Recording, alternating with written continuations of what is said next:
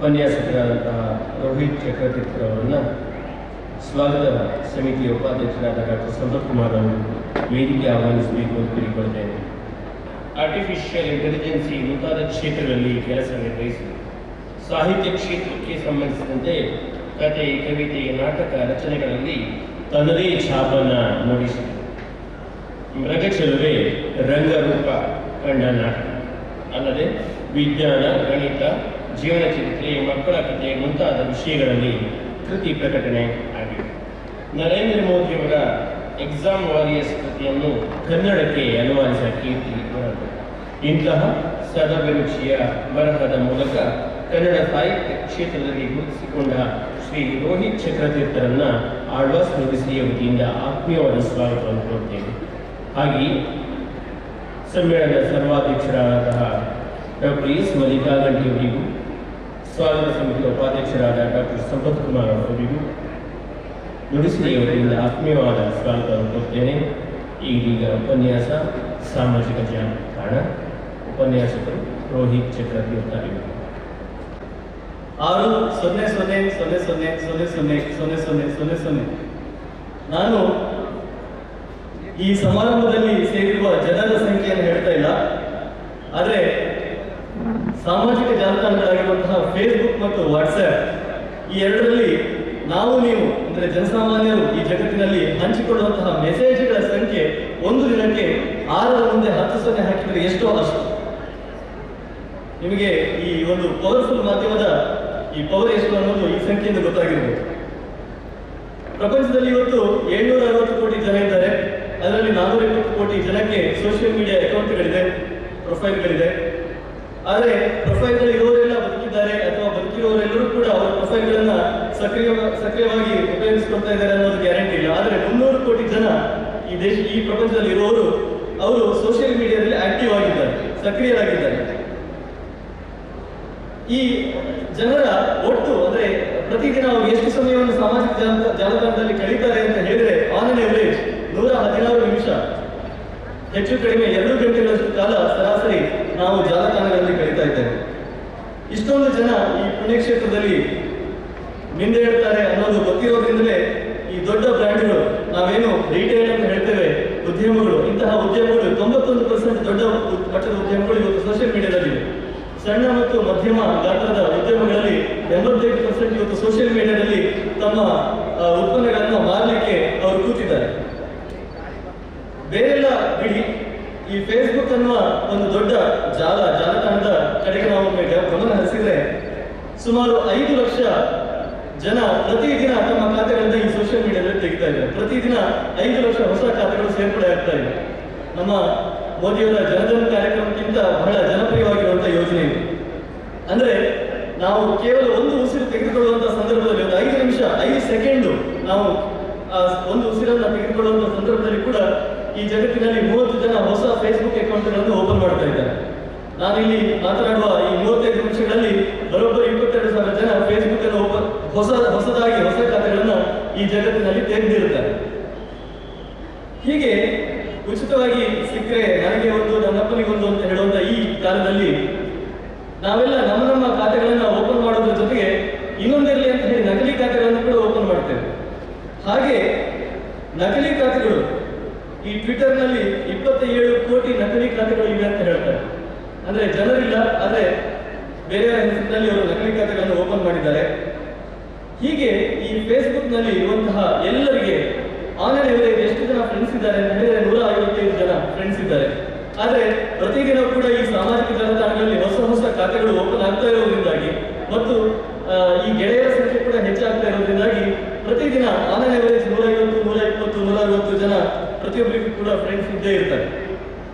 ಇನ್ನು ಟ್ವಿಟರ್ ಎನ್ನುವ ಜಾಲತಾಣದಲ್ಲಿ ಹಿಂದೆ 140 ಕ್ಯಾರೆಕ್ಟರ್ಸ್, ನಾವೇನು ಅಕ್ಷರಗಳ ಮಿತಿ ಅಂತ ಹೇಳ್ತೇವೆ, ಹಾಗೆ 140 ಕ್ಯಾರೆಕ್ಟರ್ಸ್ ನಲ್ಲಿ ನೀವು ಹೇಳಬೇಕಾದದನ್ನೆಲ್ಲ ಹೇಳಬೇಕು ಅಂತ ಹೇಳಿದ್ರು, ಒಂದು ಮಿತಿಯನ್ನು ಒಡ್ಡಿದ್ರು.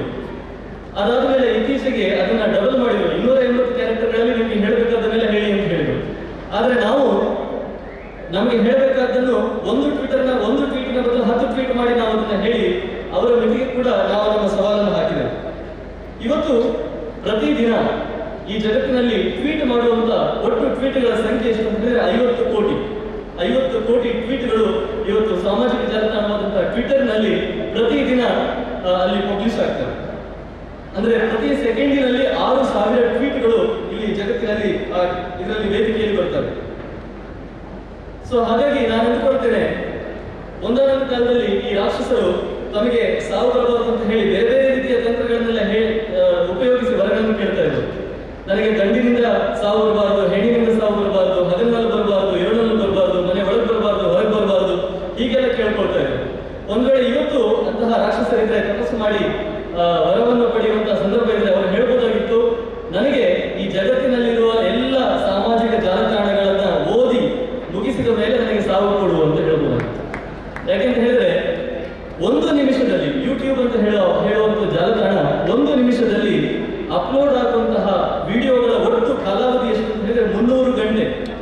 ಅಂದ್ರೆ ಒಬ್ಬ ವ್ಯಕ್ತಿ 300 ಗಂಟೆ ಕೂತ್ಕೊಂಡು ನೋಡುವಷ್ಟು ವಿಷಯ ಸರಕು ಯೂಟ್ಯೂಬ್ನಲ್ಲಿ ಒಂದು ನಿಮಿಷದಲ್ಲಿ ಅಪ್ಲೋಡ್ ಆಗ್ತದೆ.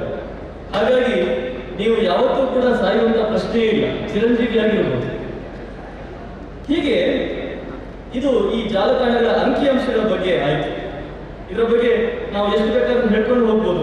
ಪ್ರತಿದಿನ ಫೇಸ್ಬುಕ್ ನಲ್ಲಿ ಅಪ್ಲೋಡ್ ಆಗುವಂತಹ ಪೋಸ್ಟ್ಗಳು, ಫೋಟೋಗಳು, ಟ್ವೀಟ್ಗಳು ಇಷ್ಟು ಅಂತ ಸಂಖ್ಯೆಗಳನ್ನು ಹೇಳ್ತಾ ಹೋಗ್ಬೋದು. ಆದ್ರೆ ಇಲ್ಲಿ ಈ ಸಮ್ಮೇಳನದಲ್ಲಿ ಅದರ ಉದ್ದೇಶ ಆಗಿಲ್ಲದೆ ಇರೋದ್ರಿಂದ ನಾನು ಸ್ವಲ್ಪ ಡೈವರ್ಷನ್ ತಗೊಳ್ತೇನೆ. ಈ ಸಾಮಾಜಿಕ ಜಾಲತಾಣ ಅಥವಾ ಸೋಷಿಯಲ್ ಮೀಡಿಯಾ ಅನ್ನೋದು ನಮಗೆ ಯಾತಕ್ಕೆ ಬೇಕು ಅನ್ನೋದ್ರ ಬಗ್ಗೆ ಸ್ವಲ್ಪ ಜಿಜ್ಞಾಸೆಯನ್ನು ಮಾಡಬೇಕು. ಇದೇ ನುಡಿಸಿರಿಯ ಕಾರ್ಯಕ್ರಮದಲ್ಲಿ ಮೊದಲ ದಿನ ನನಗೆ ಭಾಷಾ ವಿದ್ವಾಂಸರಾದ KP ರಾವ್ ಅವರು ಸಿಕ್ಕಿದ್ರು. ನಿಮಗೆಲ್ಲ ಗೊತ್ತಿರಬಹುದು. ಅವರು ಒಂದು ಮಾತಿನ ಮಧ್ಯದಲ್ಲಿ ಒಂದು ಘಟನೆಯನ್ನು ಹೇಳಿದರು. ಅದೇನಂತ ಹೇಳಿದ್ರೆ, ಅರ್ಮೇನಿಯಾದಲ್ಲಿ ಒಂದು JK ರಾಲಿಂಗ್ ಅನ್ನುವ ಒಂದು ಲೇಖಕಿ ಒಂದು ಪುನರ್ವಸತಿ ಕೇಂದ್ರಕ್ಕೆ ಹೋದಾಗ, ಈ ರೆಫ್ಯೂಜಿಗಳು ಅಂದ್ರೆ ಅನಾಥ ಮಕ್ಕಳ ಪುನರ್ವಸತಿ ಕೇಂದ್ರಕ್ಕೆ ಹೋದಾಗ ಅಲ್ಲಿ ಸುಮಾರು 100-150 ಮಕ್ಕಳಿದ್ದಂತೆ. ಆದ್ರೆ ಯಾರು ಕೂಡ ಏನನ್ನೂ ಮಾತನಾಡ್ತಾ ಇರಲಿಲ್ಲ, ಅಳ್ತಾನೂ ಇರಲಿಲ್ಲ. 1-2 ವರ್ಷದ ಹುಡುಗರು, ಚಿಕ್ಕ ಹುಡುಗರು, ಅವರು ಅಳ್ತಾನೂ ಇಲ್ಲ, ಸುಮ್ಮನೆ ಕೂತಿದ್ದಾರೆ. ಸೊ ಇದು ಯಾತಕ್ಕೆ ಇವರು ಇಷ್ಟು ಮೌನವಾಗಿದ್ದಾರೆ ಅಂತ ಅವರು ತರ್ಕ ಮಾಡ್ತಾ ಹೋದಾಗ ಕೊನೆಗೆ ಗೊತ್ತಾಯ್ತಂತೆ, ಈ ಮಕ್ಕಳಿಗೆ ಹುಟ್ಟಿನಿಂದಲೂ ಅವರ ಅಳುವಿಗೆ ಪ್ರತಿಕ್ರಿಯೆ ಸಿಕ್ಕಿಲ್ಲ. ಈಗ ಮಗು ಅಳುವುದು ಯಾವಾಗ ಅಂತ ಹೇಳಿದ್ರೆ ಅದಕ್ಕೆ ಪ್ರತಿಕ್ರಿಯೆ ಸಿಕ್ಕಾಗ ಅಳುತ್ತದೆ. ಅಂದ್ರೆ ನನಗೆ ಹಸಿವಾಗ್ತಾ ಇದೆ, ನನಗೆ ಹಸಿವಾಗಿ ನಾನು ಕೂಗಿದರೆ ನನ್ನ ತಾಯಿ ಬಂದು ಹಾಲು ಕೊಡ್ತಾಳೆ ಅನ್ನೋದು ಗೊತ್ತಿದ್ದಾಗ ಮಗು ಅಳುತ್ತದೆ, ಹಸಿವಾದಾಗೆಲ್ಲ ಅಳುತ್ತದೆ. ಹಾಗೆ ಪ್ರತಿಯೊಂದು ಪ್ರತಿಕ್ರಿಯೆ ನನಗೆ ಬರುತ್ತದೆ ಅನ್ನೋದು ಗೊತ್ತಿದ್ದಾಗ ಮಗು ಅಳುತ್ತದೆ. ಆದ್ರೆ ಈ ರೆಫ್ಯೂಜಿಗಳು ಅವರಿಗೆ ಅವರ ಯಾವ ಅಳುವಿಗೂ ಕೂಡ ಪ್ರತಿಕ್ರಿಯೆ ಸಿಗದೇ ಇರುವಂತಹ ಸಂದರ್ಭ ಇದ್ದದರಿಂದಾಗಿ ಅವರು ಅಳುವುದನ್ನೇ ನಿಲ್ಲಿಸಿಬಿಟ್ಟಿದ್ದಾರೆ ಅಂತ ಹೇಳಿ ಅಲ್ಲಿ ಒಂದು ಆ ವಿಚಾರ ಗೊತ್ತಾಯ್ತದೆ. ಈ ಮಾತನ್ನ ನಾನು ಇವತ್ತೇ ಅದಕ್ಕೆ ಹೇಳ್ತಾ ಇದ್ದೇನೆ ಅಂತ ಹೇಳಿದ್ರೆ, ನಮ್ಮ ಈ ಇಡೀ ಜಗತ್ತು ನಡೆಯುವುದೇ ಈ ಒಂದು ಮೂಲಭೂತ ತತ್ವದಿಂದಾಗಿ. ನನ್ನ ಕ್ರಿಯೆಗೆ ನಿಮ್ಮ ಪ್ರತಿಕ್ರಿಯೆ ಇದೆ ಅಂತ ಆದಾಗ ನಾನು ಮಾತನಾಡಲಿಕ್ಕೆ ಶುರು ಮಾಡ್ತೇನೆ, ಬರೀಲಿಕ್ಕೆ ಶುರು ಮಾಡ್ತೇನೆ, ನನ್ನ ಅಭಿವ್ಯಕ್ತಿಯನ್ನು ಮಾಡಲಿಕ್ಕೆ ಶುರು ಮಾಡ್ತೇನೆ. ಇದೇ ಮೂಲಭೂತ ತತ್ವದ ಮೇಲೆ ಈ ಒಂದು ಸಾಮಾಜಿಕ ಜಾಲತಾಣಗಳು ಕೂಡ ಕೆಲಸ ಮಾಡ್ತಾ ಇರುವಂಥದ್ದು. ಇಲ್ಲಿ ಅವ್ರು ಹೇಳ್ತಾರೆ, ಮನುಷ್ಯನ ಪ್ರಾಥಮಿಕ ಅಗತ್ಯ ಅದು ಲಿಪಿ ಅಲ್ಲ, ಅಕ್ಷರ ಅಲ್ಲ, ಪುಸ್ತಕ ಅಲ್ಲ, ಅದು ಪ್ರತಿಕ್ರಿಯೆ ಅಂತ. ಕಾಳಿದಾಸ ಕೂಡ ಅದನ್ನೇ ಹೇಳ್ತಾನೆ. ನನಗೆ ನನ್ನ ಕೃತಿಗಳಿಗೆ, ನನ್ನ ನಾಟಕಕ್ಕೆ ಪ್ರತಿಕ್ರಿಯೆ ಸಿಗದೆ ಹೋದ್ರೆ, ಸಹೃದಯರಿಂದ ಪ್ರತಿಕ್ರಿಯೆ ಸಿಗದೆ ಹೋದ್ರೆ ಆ ಕೃತಿಗಳೇ ವ್ಯರ್ಥ ಅನ್ನುವ ಮಾತನ್ನ ಕಾಳಿದಾಸನ ಹೇಳಿದ್ದಾನೆ. ನಾವು ಇವತ್ತು ಹೇಳಬೇಕಾಗಿದೆ. ಹಾಗೆ ಒಂದಾನೊಂದು ಕಾಲದಲ್ಲಿ ಟಿವಿ ಚಾನೆಲ್ಗಳಿತ್ತು. ಆ ಟಿವಿಯಲ್ಲಿ ಕೂಡ ದೂರದರ್ಶನ ಬಿಟ್ಟರೆ ಬೇರೆ ಯಾವುದೂ ನಮಗೆ ಸಿಗ್ತಾ ಇರಲಿಲ್ಲ. ಪತ್ರಿಕೆಗಳಿತ್ತು. ಆದ್ರೆ ಇವೆಲ್ಲವೂ ಕೂಡ ಜನಸಾಮಾನ್ಯರ ಪ್ರತಿಕ್ರಿಯೆಯ ಮಾಧ್ಯಮ ಆಗಿರಲಿಲ್ಲ. ಅಂದ್ರೆ ಎಲ್ಲೋ ಒಂದು ಕಡೆ ವೇದಿಕೆಯಲ್ಲಿ ಕೂತ್ಕೊಂಡು ಕೆಲವರು ಹೇಳ್ತಾ ಇದ್ರು, ಪತ್ರಿಕೆಯಲ್ಲಿ ಕೂತ್ಕೊಂಡು ಸಂಪಾದಕರು ಬರೀತಾ ಇದ್ರು, ಅದರ ವರದಿಗಾರರು ಏನೋ ವರದಿಯನ್ನು ಮಾಡ್ತಾ ಇದ್ರು, ಅಥವಾ ಟಿವಿ ಚಾನೆಲ್ಗಳಲ್ಲಿ ಕೂತ್ಕೊಂಡು ಆಂಕರ್ಗಳು ಸುದ್ದಿಯನ್ನು ಓದ್ತಾ ಇದ್ರು. ಆದ್ರೆ ಜನರಿಗೆ ಆ ಪತ್ರಿಕೆಯ ಅಥವಾ ಟಿವಿಯ ಒಂದು ಸುದ್ದಿಯನ್ನು ಓದಿ ಅಥವಾ ಲೇಖನಗಳನ್ನು ಓದಿ ಅವರಿಗೆ ಪ್ರತಿಕ್ರಿಯೆ ಮಾಡುವಂತಹ ಒಂದು ಮಾಧ್ಯಮ ಇರಲಿಲ್ಲ. ಅವರು ಜನರು ಕೂಡ ಪ್ರತಿಕ್ರಿಯೆಯನ್ನು ತೋರಿಸಿದ್ರು ಕೂಡ ಅದರಲ್ಲಿ ಕೆಲವು ಸೆಲೆಕ್ಟೆಡ್ ವಿಷಯಗಳನ್ನು ಮಾತ್ರ ತೆಗೆದುಕೊಂಡು ಪತ್ರಿಕೆಯವರು ಅಥವಾ ಟಿವಿಯವರು ಅದನ್ನ ಪ್ರಕಟ ಮಾಡ್ತಾ ಇದ್ದಾರೆ. ಆದ್ರೆ ಜನಸಾಮಾನ್ಯರಿಗೆ ತಕ್ಷಣದ ಪ್ರತಿಕ್ರಿಯೆ ಕೊಡೋದಕ್ಕೆ ಬಹಳ ಮುಖ್ಯವಾಗಿ ಅವರಿಗೆ ಒದಗಿಕೊಂಡದ್ದು ಏನು ಅಂತ ಹೇಳಿದ್ರೆ ಸಾಮಾಜಿಕ ಜಾಲತಾಣಗಳು. ಈ ಏನ್ ಹೇಳ್ಬೋದು, ಈ ಒಂದು ನಿಜವಾದ ಅರ್ಥದಲ್ಲಿ ಪ್ರಜಾಪ್ರಭುತ್ವ ಹುಟ್ಟಿದ್ದು ಯಾವಾಗ ಅಂತ ಹೇಳಿದ್ರೆ ಈ ಸಾಮಾಜಿಕ ಜಾಲತಾಣಗಳು ಬಂದ ಮೇಲೆ. ಯಾಕೆಂದ್ರೆ ಜನ ತಮ್ಮ ಮಾತಿಗೂ ಉಳಿದವರಿಂದ ಪ್ರತಿಕ್ರಿಯೆ ಬರಬಹುದು, ಬೇರೆಯವರ ಮಾತುಕತೆಗೆ ನಮ್ಮ ಪ್ರತಿಕ್ರಿಯೆಯನ್ನು ದಾಖಲಿಸಬಹುದು ಅನ್ನೋದು ಮೊದಲ ಬಾರಿಗೆ ಗೊತ್ತಾದದ್ದು ಸೋಷಿಯಲ್ ಮೀಡಿಯಾ ಬಂದ ಮೇಲೆ. ಯಾವುದೇ ರಂಗದಲ್ಲಿ ಒಂದು ಪಟ್ಟಬದ್ಧ ಹಿತಾಸಕ್ತಿ ಅಥವಾ ಪಟ್ಟಬದ್ಧ ವ್ಯವಸ್ಥೆ ಇದ್ದಾಗ ಅದಕ್ಕೆ ತನ್ನ ಒಂದು ಪ್ರತಿಸ್ಪರ್ಧಿ ಹುಟ್ಟಿಕೊಂಡಿದ್ದಾನೆ ಅಂತ ಹೇಳಿದಾಗ ಮೊದಲಾಗಿ ಬರುವಂಥದ್ದು ಅಸಹನೆ ಅಥವಾ ಒಂದು ಕೋಪ ಅಥವಾ ರೋಷಾವೇಶ. ಈ ಕೃಷ್ಣ ಹುಟ್ಟಿದಾಗ ಕಂಸನಿಗೆ ಕೂಡ ಬಂದದ್ದು ಮೊದಲು ಅಸಹಾಯ ಮತ್ತು ರೋಷಾವೇಶ. ಹಾಗೆ ನಮ್ಮ ಸೋಷಿಯಲ್ ಮೀಡಿಯಾ ಅನ್ನೋದು ಹುಟ್ಟಿದಾಗ ಮೊದಲು ಕೋಪ ಮತ್ತು ಅಸಹನೆ ಬಂದದ್ದು ಯಾರಿಗೆ ಅಂತ ಹೇಳಿದ್ರೆ ಪತ್ರಿಕಾ ವ್ಯವಸ್ಥೆಗೆ ಅಥವಾ ಮಾಧ್ಯಮ ವ್ಯವಸ್ಥೆಗೆ. ಅವರು ಅದರಲ್ಲಿ ಹೇಳಲು ಶುರು ಮಾಡಿದರು, ಈ ಪತ್ರಿಕೆಗಳಲ್ಲಿ ಸೋಷಿಯಲ್ ಮೀಡಿಯಾದಲ್ಲಿ ಬರೆಯೋರಿಗೆ ಸಂಸ್ಕಾರ ಇಲ್ಲ, ಭಾಷಾ ಶುದ್ಧತೆ ಇಲ್ಲ, ಆಮೇಲೆ ಅಲ್ಲಿ ಡೆಸ್ಕ್ ಪತ್ರಕರ್ತರಿಲ್ಲ, ಅಲ್ಲಿ ಸಂಪಾದಕರಿಲ್ಲ, ಅಲ್ಲಿ ವಿಶ್ಲೇಷಣೆ ಮಾಡೋರಿಲ್ಲ, ಅಲ್ಲಿ ಫಿಲ್ಟರಿಂಗ್ ಇಲ್ಲ, ನಾವು ಜನರು ತಮಗೆ ಅನಿಸಿದ್ದನ್ನು ಅವರು ಅಲ್ಲಿ ಹೇಳ್ತಾರೆ. ಈ ಎಲ್ಲ ವಿಚಾರಗಳು ಕೂಡ ಬಂತು. ಆದರೆ ಇವತ್ತು ಏನಾಗಿದೆ ಅಂತ ಹೇಳಿದ್ರೆ, ಪತ್ರಿಕೆಗಳು ಸಾಮಾಜಿಕ ಜಾಲತಾಣದಲ್ಲಿ ಜನ ಏನನ್ನು ಬರೀತಾರೋ ಅವುಗಳನ್ನ ಇಟ್ಟುಕೊಂಡು ಇವತ್ತು ಚರ್ಚೆಗಳು ನಡೀತಾ ಇವೆ. ಟಿವಿ ಚರ್ಚೆಗಳು, ಸಂಜೆಯ ಚರ್ಚೆಗಳನ್ನ ನಡೀತಾ ಇರೋದು ಹೇಗೆ ಅಂತ ಹೇಳಿದ್ರೆ, ಇವತ್ತು ಏನು ಟ್ರೆಂಡಿಂಗ್ ಇದೆ, ಟ್ವಿಟರ್ ಅಲ್ಲಿ ಏನು ಟ್ರೆಂಡಿಂಗ್ ಆಗ್ತಾ ಇದೆ, ಜನ ಯಾವ ವಿಷಯದ ಬಗ್ಗೆ ಮಾತಾಡ್ತಾ ಇದ್ದಾರೆ ಅನ್ನೋದನ್ನು ನೋಡಿಕೊಂಡು ಇವತ್ತು ಟಿವಿಗಳಲ್ಲಿ ಡಿಬೇಟ್ಗಳನ್ನು ನಡೆಸ್ತಾ ಇದ್ದಾರೆ, ಹೊರದಿನ ಪತ್ರಿಕೆಗಳಲ್ಲಿ ಲೇಖನಗಳನ್ನು ಬರೀತಾ ಇದ್ದಾರೆ, ಸುದ್ದಿಗಳನ್ನು ಬರೀತಾ ಇದ್ದಾರೆ. ಯಾವ ವಿಷಯಕ್ಕೆ ಪ್ರಾತಿನಿಧ್ಯ ಕೊಡಬೇಕು, ಮೊದಲ ಪೇಜ್ನಲ್ಲಿ ಏನು ಸುದ್ದಿ ಕೊಡಬೇಕು ಅನ್ನೋದನ್ನು ಇವತ್ತು ಸಾಮಾಜಿಕ ಜಾಲತಾಣದಲ್ಲಿ ಯಾವ ವಿಷಯ ಚರ್ಚೆ ಆಗ್ತದೆ ಅನ್ನೋದ್ರ ಮೇಲೆ ಇವತ್ತು ನಿರ್ಧರಿಸ್ತಾ ಇದ್ದಾರೆ. ಅಂದ್ರೆ ಯಾವ ವ್ಯವಸ್ಥೆ ಒಂದಾನೊಂದು ಕಾಲದಲ್ಲಿ ಜನರ ಅಭಿವ್ಯಕ್ತಿಗೆ ವಿರುದ್ಧವಾಗಿ ನಿಂತಿತ್ತು, ಅದೇ ಇವತ್ತು ಜನರ ಅಭಿವ್ಯಕ್ತಿಯನ್ನ ಗೌರವಿಸಿ ಅದಕ್ಕೊಂದು ಸ್ಥಾನ ಕೊಡುವಂತಹ ಕೆಲಸವನ್ನು ಮಾಡ್ತಾ ಇದೆ. ಇವತ್ತು ಟ್ವಿಟರ್ನಲ್ಲಿ, ಫೇಸ್ಬುಕ್ನಲ್ಲಿ ಇವತ್ತು ಚರ್ಚೆ ಆದಂತಹ ವಿಷಯಗಳು ನಾಳೆ ಪತ್ರಿಕೆಗಳಲ್ಲಿ ಅಥವಾ ಟಿವಿಯಲ್ಲಿ ಬರ್ತವೆ. ಆಮೇಲೆ ಇನ್ನೂ ಮಜಾ ಏನಂತ ಹೇಳಿದ್ರೆ, ಯಾರು ಈ ಸೋಷಿಯಲ್ ಮೀಡಿಯಾದ ಬಗ್ಗೆ ತುಂಬಾ ಕೆಟ್ಟದಾಗಿ ಬರೆದಿದ್ರು, ಲೇಖನಗಳನ್ನು ಬರೆದಿದ್ರು, ಪತ್ರಿಕೆಗಳಲ್ಲಿ ಹೇಳ್ಕೊಂಡಿದ್ರು, ಅಂತಹ ವ್ಯಕ್ತಿಗಳೇ ಇವತ್ತು ತಮ್ಮ ಲೇಖನಗಳನ್ನ, ಪತ್ರಿಕೆಯಲ್ಲಿ ಬರೆದಂತಹ ಲೇಖನಗಳನ್ನ ಸೋಷಿಯಲ್ ಮೀಡಿಯಾದಲ್ಲಿ ಹಾಕಿ ನನ್ನ ಲೇಖನವನ್ನು ಓದಿ, ನನ್ನ ಲೇಖನಕ್ಕೆ ಲೈಕ್ ಕೊಡಿ, ಶೇರ್ ಮಾಡಿ ಅಂತ ಇವತ್ತು ಸೋಷಿಯಲ್ ಮೀಡಿಯಾದಲ್ಲಿ ಹೇಳ್ತಾ ಇದ್ದಾರೆ. ಇದು ವಿಪರ್ಯಾಸದ ಹಾಗೆ ಕಂಡರೂ ಕೂಡ ಇದು ಸದ್ಯದ ವಾಸ್ತವ. ಹೀಗೆ ತಮ್ಮ ವಿರುದ್ಧವಾಗಿ ಯಾರು ಮಾತನಾಡಿದ್ರು ಅವರೇ ತಮ್ಮ ಪರವಾಗಿ ಪ್ರಚಾರ ಮಾಡುವಂತಹ ಒಂದು ಕೆಲಸವನ್ನ ಮಾಡಿದ್ದು ಸೋಷಿಯಲ್ ಮೀಡಿಯಾದ ಹೆಚ್ಚುಗಾರಿಕೆ. ಇನ್ನು ನಾವು ಸರ್ಕಾರದ ಬಗ್ಗೆ ಅಥವಾ ಒಂದು ಅಧಿಕಾರ ವ್ಯವಸ್ಥೆಯ ಬಗ್ಗೆ ಹೇಳುವುದಾದರೆ, ತನ್ನ ವಿರುದ್ಧ ಧ್ವನಿ ಎತ್ತುವಂತಹ ಯಾವುದೇ ವ್ಯವಸ್ಥೆ ಇರಲಿ ಅದರ ವಿರುದ್ಧ ಅಧಿಕಾರ ಕೇಂದ್ರಕ್ಕೆ ಅಥವಾ ಅಧಿಕಾರಿಗಳಿಗೆ ಅಥವಾ ರಾಜಕಾರಣಿಗಳಿಗೆ ಒಂದು ಹೇವರಿಕೆ ಇರುವಂಥದ್ದು ಅದು ಬಹಳ ಸಹಜ. ಅದನ್ನ ಬಹಳ ಹಿಂದಿನಿಂದಲೂ ಕೂಡ ಪ್ರದರ್ಶನ ಮಾಡ್ತಾ ಬಂದಿದೆ. ನಮ್ಮ ರಾಜ್ಯದಲ್ಲಿ ಕಳೆದ ಸರ್ಕಾರದಲ್ಲಿ ಆಯಕಟ್ಟಿನ ಸ್ಥಳಗಳಲ್ಲಿ ಕೂತಿದ್ದಂತಹ ಕೆಲವರು ಈ ಸಾಮಾಜಿಕ ಜಾಲತಾಣದ ಕುತ್ತಿಗೆಯನ್ನು ಹೆಚ್ಚುವಂತಹ ಕೆಲಸವನ್ನು ಕೂಡ ಮಾಡಿದ್ದನ್ನು ನಾವು ನೋಡಿದ್ದೇವೆ. 2010ರಲ್ಲಿ ಒಬ್ಬ ಕಾರ್ಟೂನ್ ಬಲ್ಲ ಅಂತ ಹೇಳಿ ಅವನನ್ನ ಜೈಲಿಗೆ ಹಾಕಿದ್ದನ್ನು ನಾವು ನೋಡಿದ್ದೇವೆ. 2012ರಲ್ಲಿ ಒಬ್ಬ ತಮಿಳುನಾಡಿನಲ್ಲಿ ಒಬ್ಬ ಬಿಸಿನೆಸ್ ಮ್ಯಾನ್, ಅವನು ಒಬ್ಬ ರಾಜಕಾರಣಿಯ ವಿರುದ್ಧ, ಕಾರ್ತಿ ಚಿದಂಬರಂ ಅನ್ನುವ ಒಬ್ಬ ರಾಜಕಾರಣಿಯ ವಿರುದ್ಧ ಟ್ವಿಟರ್ನಲ್ಲಿ ಅವನು ಮೊದಲ ಬಾರಿಗೆ ಅವನ ಭ್ರಷ್ಟಾಚಾರದ ಬಗ್ಗೆ ಹೇಳಿದ. ಆಗ ಆ ಬಿಸಿನೆಸ್ ಮ್ಯಾನ್ ಅನ್ನು ಕೂಡ ಜೈಲಿಗೆ ಹಾಕುವಂತ ಕೆಲಸ ಆ ಕಾಲದಲ್ಲಿ ಆಗಿತ್ತು. ತೀರಾ ಇತ್ತೀಚೆಗೆ ನಾವು ಸೋಷಿಯಲ್ ಮೀಡಿಯಾದಲ್ಲಿ ನೋಡ್ತಾ ಇದ್ದೇವೆ, ಜನರ ಅಭಿಪ್ರಾಯಗಳನ್ನು ಹತ್ತಿಕ್ಕುವಂತಹ, ಅವರ ಮೇಲೆ ಕೇಸುಗಳನ್ನು ಹಾಕುವಂತಹ, ಅವರ ಮೇಲೆ ಬೇರೆ ಬೇರೆ ಕಾಯ್ದೆಗಳನ್ನು ಹಾಕಿ ಅವರ ಉಸಿರು ಕಟ್ಟಿಸುವಂತಹ, ಅವರನ್ನು ಸುಮ್ಮನೆ ಕುರಿಸುವಂತಹ ಒಂದು ತಂತ್ರಗಾರಿಕೆ ಕೂಡ ಇವತ್ತು ನಡೀತಾ ಇದೆ. ನಾನು ಕೇವಲ ಒಂದು ಸಿದ್ಧಾಂತದ ಒಂದು ಪಕ್ಷದ ಬಗ್ಗೆ ಹೇಳ್ತಾ ಇಲ್ಲ. ಶಿವಸೇನೆಯ ಮುಖ್ಯಸ್ಥರಾಗಿದ್ದಂತಹ ಬಾಳಾ ಠಾಕ್ರೆ ಅವರು ತೀರಿಕೊಂಡಾಗ ಇಡೀ ಮುಂಬೈಯನ್ನ ನಾವು ಸ್ಟ್ಯಾಂಡ್ ಸ್ಟಿಲ್ ಮಾಡಬೇಕು ಅಥವಾ ಅದನ್ನು ಒಂದು ರೀತಿಯಲ್ಲಿ ಸ್ತಬ್ಧಗೊಳಿಸಬೇಕು ಅಂತ ಹೇಳಿದಾಗ ಅದನ್ನು ಪ್ರಶ್ನಿಸಿದ ಒಬ್ಬ ಹುಡುಗಿಯ ಮೇಲೆ ಕೂಡ ಒಂದು ಪ್ರಕರಣ ದಾಖಲಾಗಿತ್ತು. ಹಾಗಾಗಿ ಈ ಜನರ ಅಭಿಪ್ರಾಯವನ್ನ, ಜನರ ಅನಿಸಿಕೆಗಳನ್ನ ಸುಮ್ಮನೆ ಅವರ ಏನು ತಣ್ಣಗೆ ಮಾಡುವಂತಹ ಪ್ರವೃತ್ತಿ ಅದು ಕೇವಲ ಒಂದು ಸಿದ್ಧಾಂತಕ್ಕೆ, ಒಂದು ಪಕ್ಷಕ್ಕೆ ಸೀಮಿತವಾದದ್ದಲ್ಲ, ಅದು ಪಕ್ಷಾತೀತವಾದಂತಹ ಒಂದು ರಾಜಕೀಯ ತಂತ್ರಗಾರಿಕೆ. ಹೀಗೆ ಈ ಸೋಷಿಯಲ್ ಮೀಡಿಯಾ ಅನ್ನೋದು ಕೇವಲ ಸುದ್ದಿ ಪ್ರಚಾರಕ್ಕೆ ಮಾತ್ರ ಇರುವಂತದ್ದಲ್ಲ, ಅದು ಅಭಿಪ್ರಾಯ ಹಂಚುವ ವೇದಿಕೆ ಹೇಗೋ ಹಾಗೆ ಅಭಿಪ್ರಾಯವನ್ನು ರೂಪಿಸುವ ವೇದಿಕೆ ಕೂಡ. ಇದನ್ನು ನಾವು ತುಂಬಾ ಚೆನ್ನಾಗಿ ಅರ್ಥ ಮಾಡಿಕೊಳ್ಬೇಕು. ಕೇವಲ ಜನರ ಅಭಿಪ್ರಾಯವನ್ನ ಜನರಿಗೆ ತಲುಪಿಸುವಂತಹ ಮಾಧ್ಯಮವಾಗಿ ಸೋಷಿಯಲ್ ಮೀಡಿಯಾ ಇವತ್ತು ಉಳಿದಿಲ್ಲ, ಜನರ ಅಭಿಪ್ರಾಯವನ್ನ ರೂಪಿಸುವ ಕೆಲಸವನ್ನು ಕೂಡ ಇವತ್ತು ಮಾಡ್ತಾ ಇದೆ.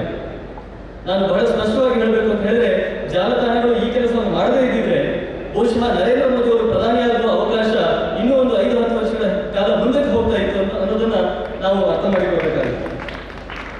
ಈ ಸೋಷಿಯಲ್ ಮೀಡಿಯಾ ಅನ್ನೋದು ಅದು ಈ ಜಗತ್ತಿನ ಮೇಲೆ, ಅಂದ್ರೆ ನಮ್ಮ ಈ ಜಗತ್ತಿನ ಮೇಲೆ ಹೇರಿಕೆಯಾಗಿರುವಂತಹ ಯಾವುದೋ ಒಂದು ವ್ಯವಸ್ಥೆ ಅಲ್ಲ, ಅಂದ್ರೆ ಮೂರನೇ ಜಗತ್ತಿನಿಂದ ಅಥವಾ ಏಲಿಯನ್ ವ್ಯವಸ್ಥೆ ಅಲ್ಲ. ಇದು ನಮ್ಮ ವ್ಯವಸ್ಥೆಯ ಪ್ರತಿಬಿಂಬ. ಇವತ್ತು ನಾವು ಸಮಾಜದಲ್ಲಿ ಏನಿದೆಯೋ, ಯಾವ ಅಭಿಪ್ರಾಯ ಇದೆಯೋ ಅದನ್ನ ಕನ್ನಡಿಯ ಹಾಗೆ ಮತ್ತೆ ಸಮಾಜಕ್ಕೆ ತೋರಿಸುವಂತಹ ಒಂದು ವ್ಯವಸ್ಥೆ ಸೋಷಿಯಲ್ ಮೀಡಿಯಾ. ಸೋಷಿಯಲ್ ಮೀಡಿಯಾದಲ್ಲಿ ಈ ಎಲ್ಲ ಅಭಿಪ್ರಾಯಗಳು, ಸಮಾಜದ ಒಟ್ಟು ಅಭಿಪ್ರಾಯ ಇವತ್ತು ಪ್ರತಿಫಲನಗೊಳ್ತಾ ಇರ್ತದೆ.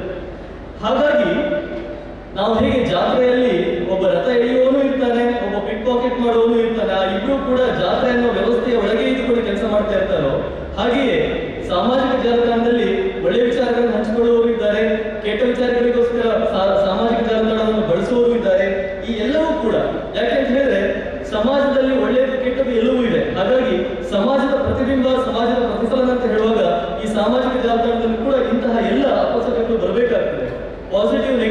ಧನಾತ್ಮಕ ಋಣಾತ್ಮಕ ಅಂಶಗಳು ಸೋಷಿಯಲ್ ಮೀಡಿಯಾದಲ್ಲಿ ಕೂಡ ಇರಬೇಕಾಗ್ತದೆ. ಮತ್ತು ಈಗ ಈ ಒಂದು ಕಾರ್ಯಕ್ರಮಕ್ಕೆ ಸೀಮಿತವಾಗಿ ನಾನು ವಿಚಾರಗಳನ್ನ ಹಂಚಿಕೊಳ್ಳೋದಾದ್ರೆ ಜಾಲತಾಣ ಮತ್ತು ಕನ್ನಡ ಜಗತ್ತು ಅನ್ನೋದ್ರ ಬಗ್ಗೆ ಸ್ವಲ್ಪ ನಾನು ಮಾತಾಡಬೇಕಾಗ್ತದೆ.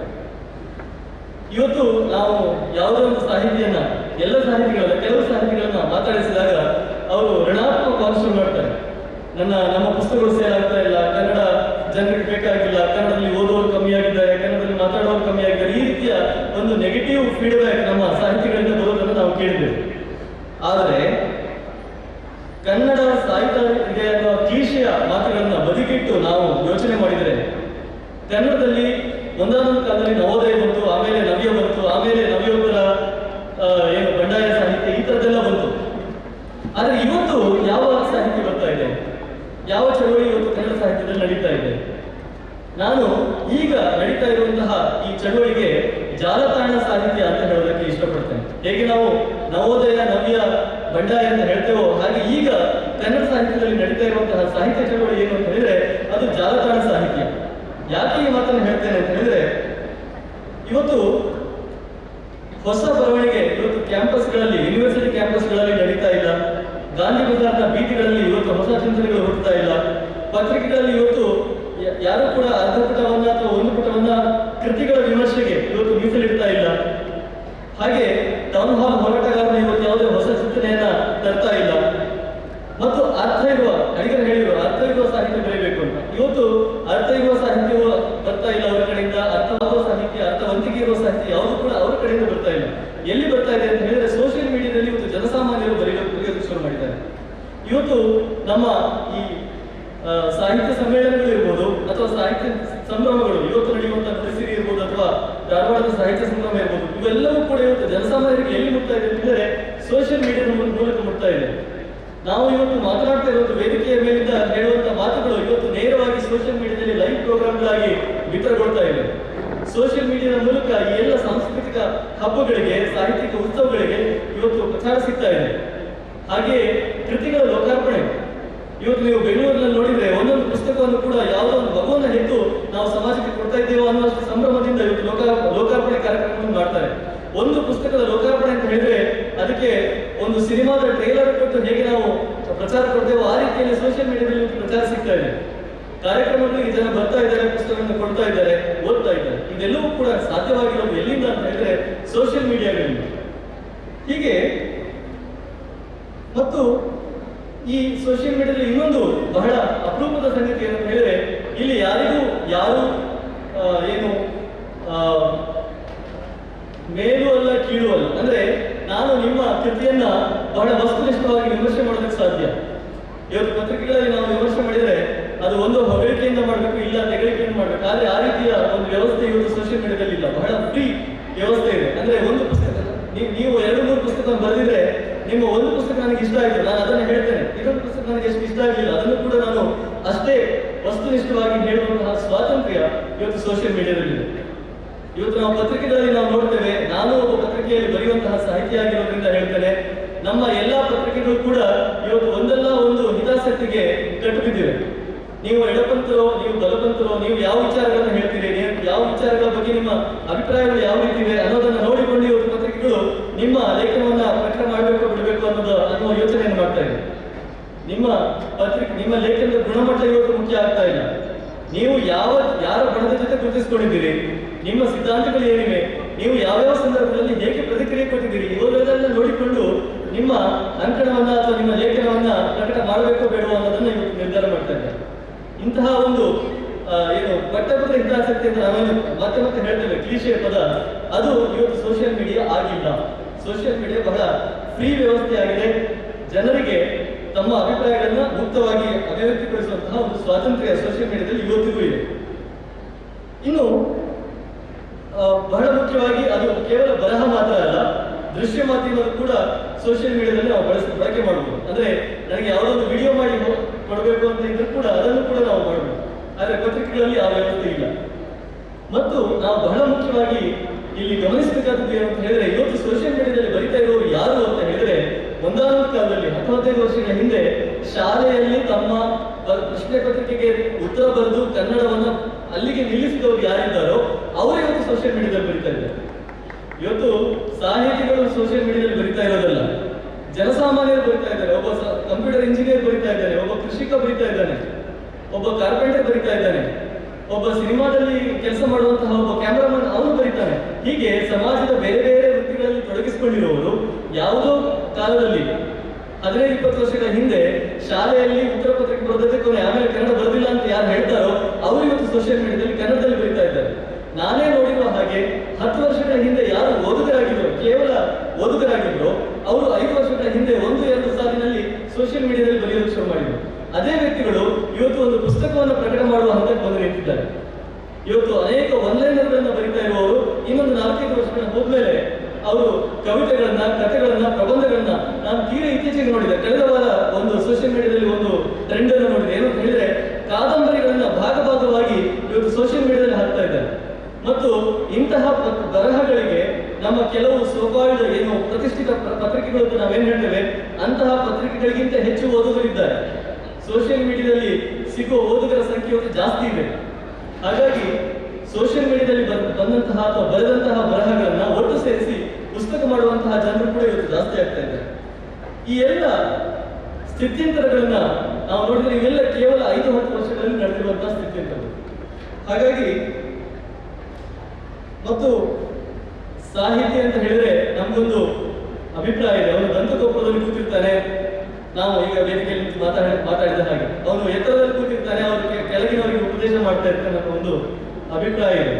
ಮತ್ತು 10-20 ವರ್ಷಗಳ ಹಿಂದೆ ನೋಡಿದ್ರೆ ಸಾಹಿತಿಗಳು ಮತ್ತೆ ಓದುಗರ ನಡುವೆ ಬಹಳ ದೊಡ್ಡ ಅಂತರ ಇತ್ತು. ಓದುಗರು ಕೂಡ ಈ ಸಾಹಿತ್ಯ ಏನೋ ಎತ್ತರದಲ್ಲಿ ನಿಂತಿದ್ದಾನೆ, ಅವನು ನಮಗೆ ಉಪದೇಶ ಮಾಡ್ತಾನೆ, ಅವನು ಹೇಳ್ತಾನೆ ನಾವು ಕೇಳಬೇಕು ಅನ್ನೋ ಮನಸ್ಥಿತಿಯಲ್ಲಿದ್ರು. ಆದ್ರೆ ಇವತ್ತು ಸೋಷಿಯಲ್ ಮೀಡಿಯಾ ಬಂದ ಮೇಲೆ ನಡೆದಿರುವಂತಹ ಬಹಳ ದೊಡ್ಡ ಬದಲಾವಣೆ ಏನು ಅಂತ ಹೇಳಿದ್ರೆ, ಈ ವೇದಿಕೆ ಮತ್ತು ಅಂಗಳದ ಮಧ್ಯದ ಒಂದು ಏನು ಎತ್ತರ ಅದು ಕಡಿಮೆ ಆಗಿದೆ. ಇವತ್ತು ಸಾಹಿತಿ ಮತ್ತು ಓದುಗರು ಇಬ್ಬರೂ ಕೂಡ ಮುಖಾಮುಖಿಯಾಗಿ ಎದುರು ನಿಂತುಕೊಂಡು ಅವರು ಇವತ್ತು ಮಾತಾಡ್ತಾ ಇದ್ದಾರೆ, ಸಂವಹನ ಮಾಡ್ತಾ ಇದ್ದಾರೆ. ಇವತ್ತು ಎಷ್ಟೋ ಲೇಖಕರಿಗೆ, ಸಾಹಿತಿಗಳಿಗೆ ಸೋಷಿಯಲ್ ಮೀಡಿಯಾದ ಮೂಲಕ ಹೊಸ ಹೊಸ ಓದುಗರು ಸಿಗ್ತಾ ಇದ್ದಾರೆ. ಆ ಓದುಗರನ್ನ ನೇರವಾಗಿ ಸಾಹಿತಿಗಳು ಫೇಸ್ಬುಕ್ಕಿನ ಮೂಲಕ ಅಥವಾ ಟ್ವಿಟರ್ನ ಮೂಲಕ ಅವರನ್ನ ಸಂಪರ್ಕಿಸ್ತಾ ಇದ್ದಾರೆ. ಆ ಒಂದು ಸೇತುವೆ ಏನಿದೆ, ಸಾಹಿತಿ ಮತ್ತು ಓದುಗರ ಸೇತುವೆ ಏನಿದೆ, ಅದು ಇವತ್ತು ಬಹಳ ಹತ್ತಿರ ಬಂದಿದೆ, ಇಬ್ಬರನ್ನು ಹತ್ತಿರ ತಂದಿದೆ. ಈ ಒಂದು ಅಂಶವನ್ನು ಕೂಡ ನಾವು ಬಹಳ ಮುಖ್ಯವಾಗಿ ಗಮನಿಸಬೇಕಾಗ್ತದೆ. ಇನ್ನು ಯಾರು ಸರ್ಕಾರಿ ಸಾಹಿತಿಗಳು ಅಲ್ಲವೋ, ಯಾರು ಗಂಜಿ ಸಾಹಿತಿಗಳು ಅಲ್ಲವೋ, ಯಾರು ಪರಾಕ್ ಪಂಪ್ಗಳು ಅಲ್ಲವೋ, ಪರಾಕ್ ಪಂಪ್ ಅಂತ ಹೇಳಿದ್ರೆ ನಿಮ್ಗೆ ಗೊತ್ತಿದೆ, ಅಡಿಗರು ಬಳಸಿದಂತಹ ಶಬ್ದ. ಬಹಳಷ್ಟು ಸಾಹಿತಿಗಳು ಪರಾಕ್ ಪಂಪ್ಗಳಾಗಿ ಕೆಲಸ ಮಾಡಿದುಂಟು. ಅಂಥವ್ರು ಅಲ್ಲವೋ, ಯಾರು ಪ್ರಶಸ್ತಿಗಾಗಿ ಕೃತಿಗಳನ್ನ ಬರಿತಾ ಇಲ್ಲವೋ, ಯಾರು ಅವಕಾಶವಾದಿಗಳಲ್ಲವೋ, ಯಾರು ಅರ್ಧ ಶತಮಾನದ ಹಿಂದಿನ ಏನು ಸಿದ್ಧಾಂತಗಳನ್ನ ಇವತ್ತು ಕೂಡ ಮತ್ತೆ ಮತ್ತೆ ಕ್ಲೀಶೆಯಾದ್ರೂ ಕೂಡ ಅದನ್ನ ಬಳಸಿಕೊಂಡು ಪುಸ್ತಕಗಳನ್ನು ಬರಿತಾ ಇದ್ದಾರೋ, ಯಾರು ಕೇವಲ ಯೂನಿವರ್ಸಿಟಿಗಳಲ್ಲಿ ನಮ್ಮ ಪುಸ್ತಕಗಳು ಪಠ್ಯಪುಸ್ತಕಗಳಾದ್ರೆ ಸಾಕು ಅಂತ ಹೇಳಿ ಕೇವಲ ಅಂತ ಒಂದು ಉದ್ದೇಶವನ್ನು ಇಟ್ಟುಕೊಂಡೇ ಇವತ್ತು ಯಾರು ಬರಿತಾ ಇದ್ದಾರೋ, ಆ ಯಾವ ಒಂದು ಪಂಗಡಕ್ಕೂ ಸೇರದೇ ಇರುವಂತಹ ವ್ಯಕ್ತಿಗಳು ಇವತ್ತು ಸೋಷಿಯಲ್ ಮೀಡಿಯಾದಲ್ಲಿ ಬರಿತಾ ಇದ್ದಾರೆ. ಮತ್ತು ಇದು ಹಳೆಯ ಮತ್ತು ಹೊಸ ಬೇರುಗಳನ್ನ ಕೂಡ ಕೂಡಿಸ್ತಾ ಇದೆ. ಹಳೆಯ ಬೇರು ಹೊಸ ಚಿಗುರು ಅಂತ ಹೇಳ್ತೇವಲ್ಲ, ಆ ರೀತಿಯ ಒಂದು ಅಂಶಗಳನ್ನು ಕೂಡ ಕೂಡಿಸ್ತಾ ಇದೆ. ನಾನು ಇಷ್ಟು ಹೊತ್ತು ಹೇಳಿದ್ದ ಈ ಮಾತುಗಳನ್ನು ಕೇಳಿ ಸೋಷಿಯಲ್ ಮೀಡಿಯಾವನ್ನು ಇಷ್ಟರವರೆಗೆ ನೋಡದೇ ಇರುವವರು ಬಹುಶಃ ಇದು ಹೊಸ ಭಾಷೆಯಲ್ಲಿ ಬರಿತಾ ಇರುವಂತಹ ಇದಾಗಿರ್ಬೋದು ಅಂತ ಅಂದ್ಕೊಂಡಿರ್ಬೋದು. ಆದರೆ ಹಳೆಯ ಬೇರು ಹೊಸ ಚಿಗುರು ಎರಡೂ ಕೂಡ ಒಟ್ಟಿಗೆ ಇವತ್ತು ಅಲ್ಲಿ ಸಂವಹನ ಮಾಡ್ತಾ ಇದೆ. ಉದಾಹರಣೆಗೆ ಕುಮಾರವ್ಯಾಸನ ಕೃತಿಗಳ ಭಾಗಗಳು ಇವತ್ತು ಸೋಷಿಯಲ್ ಮೀಡಿಯಾದಲ್ಲಿ ಚರ್ಚೆಗೊಳಗಾಗ್ತಾ ಇದೆ. ಭೈರಪ್ಪನವರ ಕೃತಿಗಳು ಚರ್ಚೆಗೊಳಗಾಗ್ತಾ ಇದೆ. 1 ವರ್ಷದ ಹಿಂದೆ ಒಂದು ಆಂದೋಲನ ಆಯಿತು. ಏನಂತ ಹೇಳಿದ್ರೆ, ನಾನು ಓದಿರುವಂತಹ ಹಳೆ ಕೃತಿಗಳನ್ನ ನಾನು ಮತ್ತೆ ಪರಿಚಯಿಸ್ತಾ ಇದ್ದೇನೆ ಅಂತ ಹೇಳುವಂತ ಆ ಒಂದು ಆಂದೋಲನದ ಮೂಲಕ, ಅಭಿಯಾನದ ಮೂಲಕ ಗಳಗನಾಥರು ಅಂತಹ ಹಳೆ ಏನು ಲೇಖಕರ ಕೃತಿಗಳನ್ನು ಕೂಡ ಜನಸಾಮಾನ್ಯರು ಮತ್ತೆ ಹೊಸದಾಗಿ ಜನಸಾಮಾನ್ಯರಿಗೆ ಪರಿಚಯಿಸಿದ್ರು. ಏನು ಪುಸ್ತಕಗಳಲ್ಲಿ ಹಳೆ ಪುಸ್ತಕಗಳಿಗೆ ಬೇಡಿಕೆ ಬಂತು. ಅಂದ್ರೆ ಸೋಷಿಯಲ್ ಮೀಡಿಯಾ ಅನ್ನೋದು ಕೇವಲ ಈ ಕಾಲದ, ಈ ಜಮಾನದ, ಈ ಹೊಸ ಭಾಷೆಯ ಓದುಗರ ಒಂದು ವೇದಿಕೆ ಮಾತ್ರ ಅಲ್ಲ, ಇದು ಹಳೆಯ ಲೇಖಕರನ್ನು ಕೂಡ, ಹಳೆಯ ಸಾಹಿತ್ಯಗಳನ್ನು ಕೂಡ ಅದು ಮತ್ತೆ ವೇದಿಕೆಗೆ ತರ್ತಾ ಇದೆ. ಇದು ಕೂಡ ಬಹಳ ಮುಖ್ಯ. ಮತ್ತೆ ಈ ಜಾಲತಾಣಗಳಲ್ಲಿ ಜಗಳ ಇರಬೇಕು. ಯಾಕೆಂತ ಹೇಳಿದ್ರೆ, ನಾನು ಆಗಲೇ ಹೇಳಿದ ಹಾಗೆ ಇದು ಸಮಾಜದ ಒಂದು ಪ್ರತಿಬಿಂಬ.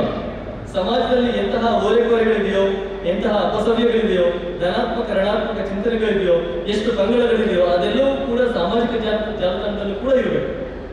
ಸಾಮಾಜಿಕ ಜಾಲತಾಣದಲ್ಲೂ ಜಗಳ ಇರಬೇಕು, ಅಲ್ಲೂ ಕೂಡ ಚರ್ಚೆಗಳಾಗಬೇಕು, ಅಲ್ಲೂ ಅಭಿವ್ಯಕ್ತಿಯ ಮುಖಾಮುಖಿ ಆಗಬೇಕು, ಎಡಬಲಗಳ ಮುಖಾಮುಖಿ ಅಲ್ಲೂ ಕೂಡ ಆಗಬೇಕು. ಮತ್ತು ಅಲ್ಲಿ ಈ ಟೀಕೆ ವಿಮರ್ಶೆಗಳನ್ನ ಬಹಳ ಸಂಯಮದಿಂದ ಅದನ್ನ ಸ್ವೀಕರಿಸುವಂತಹ ಮನೋಭಾವ ಕೂಡ ಬರಬೇಕು. ಇವತ್ತು ಏನಾಗಿದೆ ಅಂತ ಹೇಳಿದ್ರೆ, ಅನಂತಮೂರ್ತಿ ಅವರು ಹೇಳ್ತಾ ಇದ್ರು, ಒಂದು ಮಾತು ಹೇಳ್ತಾ ಇದ್ರು, ನಾವು ಹಿಂದೆ ಹರಿತಾ ಇರಲಿಲ್ಲ, ಅಣೆಕಟ್ಟಿನ ಹಿಂದೆ ನಿಂತ ನೀರಿನ ಹಾಗೆ ಇದ್ದೆವು, ಆದ್ರೆ ಆಮೇಲೆ ಹರಿಯೋದಕ್ಕೆ ಶುರು ಮಾಡಿದ್ವು, ಆದ್ರೆ ಎಲ್ಲಿ ಹರಿತಾ ಇದ್ದೇವೆ ಅಂತ ಗೊತ್ತಿಲ್ಲ ಅಂತ. ಹಾಗೆ ಈ ಸಾಮಾಜಿಕ ಜಾಲತಾಣ ಕೂಡ ಒಂದು 5-10 ವರ್ಷಗಳ ಹಿಂದಿನ ಒಂದು ಸ್ಥಿತಿಯನ್ನು ನೋಡಿದ್ರೆ ಆಗ ಹರಿಯೋದಕ್ಕೆ ಶುರುವಾಯಿತು, ಆದ್ರೆ ಹೇಗೆ ಹರಿತಾ ಇದೆ ಅನ್ನೋದು ಗೊತ್ತಿರಲಿಲ್ಲ, ಅದಕ್ಕೆ ಹೇಗೆ ಹರಿಬೇಕು ಅನ್ನೋದು ಗೊತ್ತಿರಲಿಲ್ಲ. ಆದ್ರೆ ಇವತ್ತು ನಾವು ನೋಡಿದ್ರೆ ಸೋಷಿಯಲ್ ಮೀಡಿಯಾ ಅನ್ನೋದು ಕೂಡ ಒಂದು ವ್ಯವಸ್ಥೆಯಾಗಿ, ಅಂದ್ರೆ ನಾವು ಹೇಗೆ ಪತ್ರಿಕಾ ಮಾಧ್ಯಮ, ಟಿವಿ ಮಾಧ್ಯಮ ಅಂತ ಹೇಳ್ತೇವೆ, ಅಂತಹ ಒಂದು ವ್ಯವಸ್ಥೆಯಾಗಿ ನಿಧಾನವಾಗಿ ರೂಪ ಪಡಿತಾ ಇದೆ. ಅಲ್ಲೂ ಕೂಡ ಪ್ರಬುದ್ಧ ಲೇಖಕರು, ಪ್ರಬುದ್ಧ ಓದುಗರು ಹುಟ್ಟುತ್ತಾ ಇದ್ದಾರೆ, ಅಲ್ಲೂ ಕೂಡ ಆರೋಗ್ಯಕರವಾದಂತಹ ಚರ್ಚೆಗಳು ನಡೀತಾ ಇದೆ. ಮತ್ತು ಅಲ್ಲಿ ಇಲ್ಲಿ ಸಣ್ಣ ಪುಟ್ಟ ಟೀಕೆಗಳು, ವಿಮರ್ಶೆಗಳು, ಆರೋಪಗಳು, ಇವುಗಳು ಎಲ್ಲ ಕಡೆಯಲ್ಲೂ ಇರುವಂಥದ್ದೇ. ನಮ್ಮ ಸಾಹಿತ್ಯ ರಂಗದಲ್ಲಿ ನಾವು ಸಾಹಿತಿಗಳೇ, ದೊಡ್ಡ ದೊಡ್ಡ ಸಾಹಿತಿಗಳು ಅಂತ ಹೇಳ್ಕೊಂಡವರೇ ನೀನು ಚೇಳು, ನೀನು ವಿಶ್ವಸರ್ಪ ಅಂತ ಹೇಳಿಕೊಂಡು ಬೈದಾಡೋದನ್ನು ನಾವು ನೋಡಿದ್ದೇವೆ. ಸೋಷಿಯಲ್ ಮೀಡಿಯಾದಲ್ಲಿ ಇನ್ನೂ ಅಂತಹ ಒಂದು ಅಪ್ರಬುದ್ಧತೆ ಇನ್ನೂ ಕಾಣಿಸ್ಕೊಂಡಿಲ್ಲ. ನೀನು ಚೇಳು, ನೀನು ವಿಶ್ವಸರ್ಪ ಅಂತ ಹೇಳ್ಕೊಂಡು ಇನ್ನೂ ಹೊಡೆದಾಡ್ಕೊಂಡಿಲ್ಲ. ಆ ಮಟ್ಟಿಗೆ ನಾವು ನೋಡೋದಾದ್ರೆ ನಮ್ಮ ಹಳೆಯ ಪಟ್ಟಭದ್ರ ಸಾಹಿತಿಗಳಿಗಿಂತ ಪ್ರಬುದ್ಧವಾದಂತಹ ಚಿಂತನೆಯನ್ನು ಇವತ್ತು ನಾವು ಸೋಷಿಯಲ್ ಮೀಡಿಯಾದಲ್ಲಿ ನೋಡ್ತಾ ಇದ್ದೇವೆ. ಹೀಗೆ ಮತ್ತೆ ಈ ಸಾಹಿತ್ಯ ಅನ್ನೋದು ಕೇವಲ ಕಥೆ, ಕಾದಂಬರಿ ಮಾತ್ರ ಅಲ್ಲ, ಸಮಕಾಲೀನ ಚಿಂತನೆಗಳ, ಸಮಕಾಲೀನ ಸಮಸ್ಯೆಗಳ ಬಗ್ಗೆ ಕೂಡ ನಾವು ಚರ್ಚೆ ಮಾಡಬೇಕಾಗ್ತದೆ. ಅದು ಕೂಡ ಸಾಹಿತ್ಯದ ಒಂದು ಭಾಗ ಅನ್ನೋದು ನಮಗೆ ಗೊತ್ತಿದೆ. ಹಾಗಾಗಿ ಸೋಷಿಯಲ್ ಮೀಡಿಯಾದಲ್ಲಿ ಇವತ್ತು ಸಮಕಾಲೀನ ಚರ್ಚೆಗಳು ನಡೀತಾ ಇವೆ.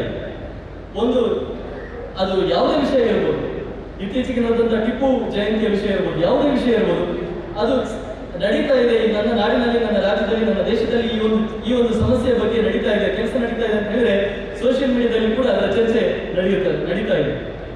ಸೊ ಹೀಗೆಲ್ಲ ಈ ಎಲ್ಲ ವಿಚಾರಗಳನ್ನು ನಾವು ನೋಡಿದಾಗ ಸೋಷಿಯಲ್ ಮೀಡಿಯಾ ಅನ್ನುವಂಥದ್ದು ನಮ್ಮ ಭವಿಷ್ಯತ್ತಿನ ಒಂದು ಬಹಳ ಮುಖ್ಯವಾದಂತಹ ಸಾಹಿತ್ಯಿಕ ವೇದಿಕೆಯಾಗಿ ರೂಪುಗೊಳ್ಳೋದಕ್ಕೆ ಸಾಧ್ಯ ಇದೆ. ಮತ್ತು ಇದೇ ಸಂದರ್ಭದಲ್ಲಿ ಇನ್ನೊಂದು ಅಂಶವನ್ನು ನಾನು ಹೇಳಬೇಕು. ಯಾವಾಗ ಒಂದು 2-3 ದಶಕಗಳ ಹಿಂದೆ ನಾವು ನೋಡಿದ್ರೆ ಈ ಸಾಹಿತಿಗಳಿಗೆ ಒಂದು ದೊಡ್ಡ ಕೋಡಿತ್ತು. ಏನಂತ ಹೇಳಿದ್ರೆ, ನಾವು ಸಮಾಜವನ್ನು ಒಂದು ಪಿರಮಿಡ್ ರೀತಿಯಲ್ಲಿ ನಾವು ನೋಡಿದ್ರೆ, ನಾವು ಆ ಪಿರಮಿಡ್ನ ತುದಿಯಲ್ಲಿ ನಿಂತಿರುವವರು, ನಾವು ಬೌದ್ಧಿಕವಾದಂಥ ಒಂದು ಪ್ರೌಢಿಮೆಯನ್ನ ಗಳಿಸಿರುವವರು, ನಾವು ಚಿಂತಕರು, ನಾವು ಸಾಕ್ಷಿ ಪ್ರಜ್ಞೆಗಳು, ಈ ಥರದ್ದೆಲ್ಲ ಒಂದು ದೊಡ್ಡ ಭ್ರಮೆಗಳಿದ್ದವು. ಆದರೆ ಇವತ್ತು ಸೋಷಿಯಲ್ ಮೀಡಿಯಾದಲ್ಲಿ ಅಂತಹ ಭ್ರಮಗಳನ್ನೆಲ್ಲ ಕಳಚುವಂತಹ ಕೆಲಸಗಳು ಕೂಡ ನಡೀತಾ ಇದೆ. ನಾವು ಯಾರು ದೊಡ್ಡ ದೊಡ್ಡ ಸಾಕ್ಷಿ ಪ್ರಜ್ಞೆಗಳು ಅಂತ ಹೇಳ್ತಾ ಇದ್ದೇವೋ, ಯಾರು ಭೌತಿಕವಾದ ಉನ್ನತಿಯನ್ನ ಪಡೆದಿದ್ದಾರೆ ಅಂತ ಹೇಳ್ತಾ ಇದ್ದೇವೋ, ಯಾರು ದೊಡ್ಡ ಸಾಹಿತಿಗಳು, ಉತ್ತಮ ಸಾಹಿತಿಗಳು ಅಂತ ಹೇಳ್ತಾ ಇದ್ದೇವೋ, ಅವರ ಅಲ್ಪತನಗಳು ಏನಿವೆ ಅನ್ನೋದನ್ನು ಇವತ್ತು ಸೋಷಿಯಲ್ ಮೀಡಿಯಾ ಹೇಳ್ತಾ ಇದೆ. ಹಿಂದಿನ ಕಾಲದಲ್ಲಿ 1980-80 ದಶಕದಲ್ಲಿ ದೊಡ್ಡ ದೊಡ್ಡ ಸಾಹಿತಿಗಳಾಗಿ ಹೋದವರ ಅಲ್ಪತನಗಳು ಜನರಿಗೆ ಗೊತ್ತಾಗ್ತಾ ಇರಲಿಲ್ಲ. ಆದ್ರೆ ಇವತ್ತು ಎಲ್ಲವೂ ಬಯಲು.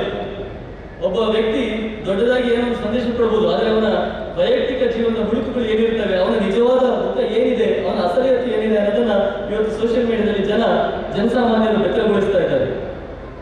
ನನಗೆ ಈ ಒಂದು ಸೋಷಿಯಲ್ ಮೀಡಿಯಾದ ಈ ಒಂದು ಆಸ್ಪೆಕ್ಟ್ ಅನ್ನು ನೋಡಿದಾಗ ಕಾರಂತರು ಹೇಳಿದಂತ ಒಂದು ಮಾತು ನೆನಪಿಗೆ ಬರ್ತದೆ. ಕಾರಂತರು ಹೇಳಿದ್ರು, ಸಾಹಿತಿಗಳಿಗೆ ಕೋಡ್ಗಳಿಲ್ಲ. ಯಾರಿಗೂ ಯಾವ ಸಾಹಿತಿಗೂ ಕೂಡ ಕೋಡ್ ಇಲ್ಲ, ಆದರೆ ಅವನ ಕೋಡ್ ಇದೆ ಅಂತ ಅಂದುಕೊಂಡಿರ್ತಾನೆ. ಹೇಗೆ ಒಬ್ಬ ನಟ ಕೇವಲ ನಟನೆಗೆ ನಟನೆ ಮಾಡುವುದೇ ಅವನ ವೃತ್ತಿಯೋ, ಹೇಗೆ ಒಬ್ಬ ಫೋಟೋಗ್ರಾಫರ್ಗೆ ಫೋಟೋ ತೆಗೆಯುವುದು ವೃತ್ತಿಯೋ, ಹಾಗೆ ಸಾಹಿತಿಗೆ ಅವನು ಬರೀತಾನೆ ಅಷ್ಟೇನೆ, ಅದು ಬಿಟ್ಟು ಅವನಿಗೆ ಅದಕ್ಕಿಂತ ಹೆಚ್ಚುಗಾರಿಕೆ ಏನೂ ಇಲ್ಲ ಅಂತ ಹೇಳಿ ಕಾರಂತರು ಹೇಳ್ತಾ ಇದ್ದಾರೆ. ಆದ್ರೆ ಇವತ್ತು ನಾವು ಸಾಹಿತಿಗಳು ಅಂತ ಹೇಳಿಕೊಂಡವರು ಎಲ್ಲ ವಿಚಾರಗಳ ಬಗ್ಗೆ ನಾವು ಮಾತಾಡ್ತೇವೆ. ನಾವು ಉಪ್ಪಿಟ್ಟಿಂದ ಉಪಗ್ರಹದವರೆಗೆ ಎಲ್ಲ ವಿಚಾರಗಳ ಬಗ್ಗೆ ನಮಗೆ ಎಲ್ಲವೂ ಗೊತ್ತಿದೆ ಅಂತ ಹೇಳ್ತೇವೆ. ನಾವು ಸೆಗಣಿಯಿಂದ ಶಬರಿಮಲೆವರೆಗೆ ಎಲ್ಲ ವಿಚಾರಗಳ ಬಗ್ಗೆ ನಾವು ಮಾತಾಡ್ತೇವೆ. ಅಂದ್ರೆ ಸಾಹಿತ್ಯ ಆಗಿರುವವನಿಗೆ ಎಲ್ಲ ವಿಷಯಗಳ ಬಗ್ಗೆ ಮಾತಾಡುವ ಹಕ್ಕಿದೆ ಅನ್ನುವ ಒಂದು ಭ್ರಮೆಯನ್ನು ಇಟ್ಟುಕೊಂಡು ನಾವೇನು ಮಾತಾಡ್ತೇವೆ, ನಮ್ಮ ನಿಜವಾದ ಎತ್ತರ ಏನು, ನಮ್ಮ ನಿಜವಾದ ಸ್ಥಾನ ಏನು ಅನ್ನೋದನ್ನ ನಾವು ಸೋಷಿಯಲ್ ಮೀಡಿಯಾದಲ್ಲಿ ನೋಡಬೇಕು. ಯಾಕೆಂತ ಹೇಳಿದ್ರೆ ಸೋಷಿಯಲ್ ಮೀಡಿಯಾಕ್ಕೆ ಯಾವ ದೊಡ್ಡನಾಯಕನ ಪಡೆಯಬೇಕಾಗಿಲ್ಲ, ಅಥವಾ ಅದು ಯಾರ ಅಡಿಯಾಳು ಕೂಡ ಅಲ್ಲ. ಅದು ಸ್ವತಂತ್ರವಾದಂತಹ ಮಾಧ್ಯಮ. ಅಲ್ಲಿ ನಮ್ಮ ಇವತ್ತಿನ ಸಾಹಿತಿಗಳು ಏನು ಸಾಹಿತ್ಯವನ್ನು ಬರಿತಾ ಇದ್ದಾರೆ, ಏನು ಕಥೆ ಕಾದಂಬರಿಗಳನ್ನು ಬರಿತಾ ಇದ್ದಾರೆ, ಏನು ವೇದಿಕೆಯಲ್ಲಿ ನಿಂತುಕೊಂಡು ದೊಡ್ಡ ದೊಡ್ಡ ಭಾಷಣಗಳನ್ನ, ಸಂದೇಶಗಳನ್ನು ಕೊಡ್ತಾರೆ, ಅವರು ನಿಜವಾಗಿ ಇವತ್ತು ಸೋಷಿಯಲ್ ಮೀಡಿಯಾದಲ್ಲಿ ಇರಬೇಕಾಗಿದೆ, ಸಕ್ರಿಯವಾಗಿ ಅವರು ಇರಬೇಕಾಗಿದೆ. ಯಾಕೆಂತ ಹೇಳಿದ್ರೆ ಅಲ್ಲಿ ಅವರ ನಿಜವಾದ ಸ್ಥಾನ ಏನು ಅನ್ನೋದನ್ನ ಸಾಮಾನ್ಯ ಓದುಗರು ಅವರಿಗೆ ತೋರಿಸಿಕೊಡ್ತಾ ಇದ್ದಾರೆ. ಇಂತಹ ಒಂದು ತಿಳುವಳಿಕೆ ನಮ್ಮ ಇವತ್ತಿನ ಸಾಹಿತಿಗಳಿಗೆ ಮಾತ್ರ ಅಲ್ಲ, ಎಲ್ಲ ನಮ್ಮ ದೊಡ್ಡ ದೊಡ್ಡ ಭ್ರಮೆಗಳಿರುವಂತಹ ಎಲ್ಲ ಸಾಕ್ಷಿ ಪ್ರಜ್ಞೆಗಳಿಗೆ ಬರಲಿ. ಎಲ್ಲರೂ ಕೂಡ ನಾವು ಸೋಷಿಯಲ್ ಮೀಡಿಯಾದಲ್ಲಿ ಹೆಚ್ಚು ಅದರ ಉಪಯೋಗವನ್ನು ಮಾಡಿಕೊಳ್ತಾ ಆ ಸೋಷಿಯಲ್ ಮೀಡಿಯಾ ಅನ್ನೋ ಒಂದು ಮಾಧ್ಯಮವನ್ನು, ಸಾಮಾಜಿಕ ಜಾಲತಾಣ ಅನ್ನೋ ಒಂದು ಮಾಧ್ಯಮವನ್ನು ಪ್ರಬುದ್ಧಗೊಳಿಸುವುದಕ್ಕೆ ನಾವು ಅದಕ್ಕೆ ಬೆಂಬಲ ಕೊಡೋಣ, ಸಹಾಯ ಮಾಡೋಣ. ಅಂತಹ ಒಂದು ಕೆಲಸ ನಮ್ಮ ಎಲ್ಲರಿಂದಲೂ ಆಗಲಿ ಅಂತ ಹೇಳ್ತಾ, ಕೆಂಪು ದೀಪ ಇನ್ನೂ ಬಂದಿಲ್ಲ, ಎಷ್ಟು ನಿಮಿಷ ಉಳಿದಿದೆ ಅಂತ ಗೊತ್ತಿಲ್ಲ ನನಗೆ, ಆದರೆ ಹೇಳಬೇಕಾದ ಬಹಳಷ್ಟು ವಿಚಾರಗಳನ್ನು ನಾನು ನಿಮ್ಮ ಮುಂದೆ ಇಟ್ಟಿದ್ದೇನೆ ಅಂತ ಅಂದುಕೊಂಡು ಇಲ್ಲಿ ನಾನು ಈ ವೇದಿಕೆಯಲ್ಲಿ ಮಾತಾಡೋದಕ್ಕೆ ಅವಕಾಶ ಮಾಡಿಕೊಟ್ಟಂತಹ ನುಡಿಸಿರಿಯ ಆಯೋಜಕರಿಗೆ ಮತ್ತು ಎಲ್ಲರಿಗೂ ನಮಸ್ಕಾರಗಳನ್ನು ತಿಳಿಸ್ತಾ ನನ್ನ ಮಾತುಗಳನ್ನ ಮುಗಿಸ್ತೇನೆ.